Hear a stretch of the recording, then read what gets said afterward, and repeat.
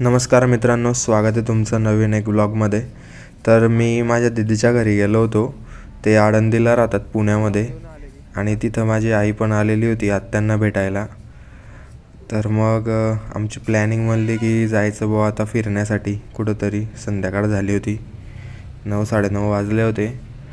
तर आता आम्ही निघालो आहे म्हणजे घरून आळंदीच्या मंदिराला जायला. तिथं ज्ञानेश्वर महाराजांची समाधी आहे आणि छान आहे मंदिर, म्हणजे पाहण्यासारखं मस्त. आता बघा आम्ही रोडाने चालतो आहे, म्हणजे जवळच होतं तसं मंदिर. 500 मीटर दूर असेल, 250 ते 500 मीटर दूर मंदिर. हा दीदीचा मुलगा आहे, मयूर नाव आहे त्याचं. आणि तिकडं ट्रॅफिक पण बऱ्यापैकी होती. हे समोर इकडं भिंत चालवली म्हणजे ज्ञानेश्वर महाराजांनी. ते मंदिर आहे तिथं, आणि तिथं भजन पण चालू होते. त्याचा लहान भाऊ आहे प्रीतम, हा मयूर.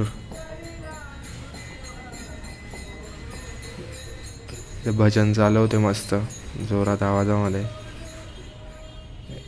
हे इकडं आम्ही बघत होते ती भिंत जी चालवली आहे.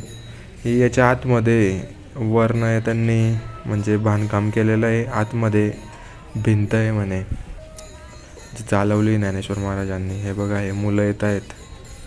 हे वारकरी आहे मित्रांनो, तिथं राहतात ते, म्हणजे तिथलं शिक्षण वगैरे पण घेतात ते. आम्ही जातोय पायी पायी. काही टाईम लागला नाही, फक्त 15 मिनटातच आम्ही पोचून गेले होते मंदिरात. दर्शनाला पण काही जास्त गर्दी नव्हती, आम्ही थोडं उशिरा गेले होते म्हणून.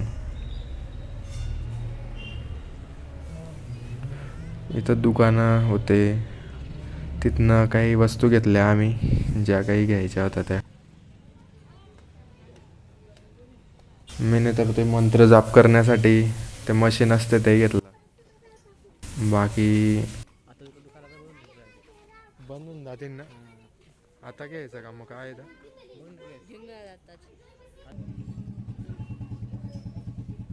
बाकी इकडं आई आणि त्यांनी वस्तू घेतलेल्या.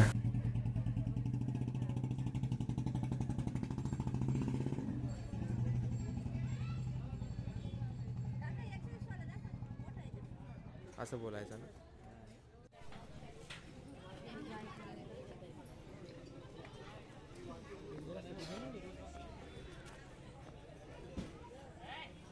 तर अशा प्रकारे आता आम्ही पोचलेले इथं मंदिरामध्ये. इथं मंदिर आहे. इथं दिवसा भरपूर गर्दी राहते मित्रांनो, पण आम्ही रात्री थोडं उशिरा गेले म्हणून कमी गर्दी होती.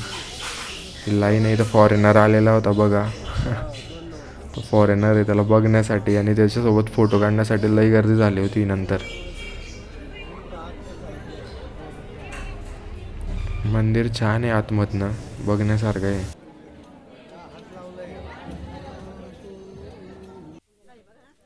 तिथं लाईनीमध्ये काही जास्त टाईम लागला नाही आम्हाला, 10-15 मिनटात दर्शन झालं फक्त. बाकी फोटो वगैरे काढले आम्ही, मग निघाले तिथून.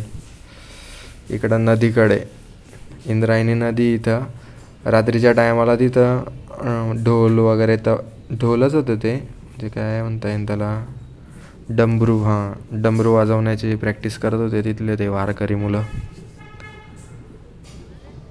भारी होतं, मस्त वाटत होतं संध्याकाळी तिथे. बघा तुम्हाला आवाज येत असेल.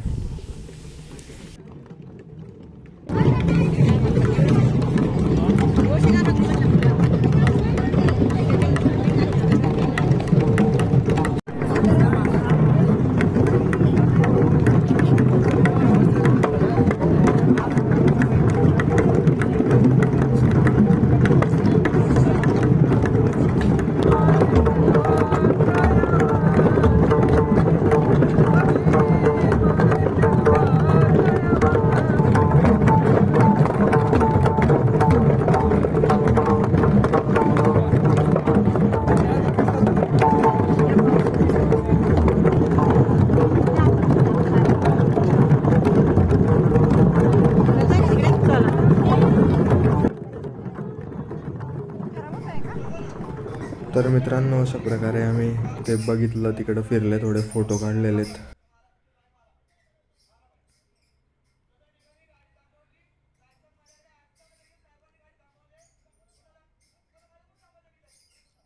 फोटो आहेत तिथले. आणि मग त्यानंतर मग सकाळी आईला जायचं होतं घरी, तर मी तिकडं बसस्टँडला सोडायला आलो होतो. आई आणि दीदी आणि आईने काही पाठवलं होतं घरून खायचं सामान. तर धन्यवाद मित्रांनो ब्लॉग बघितल्याबद्दल. भेटूया आपण नेक्स्ट ब्लॉगला.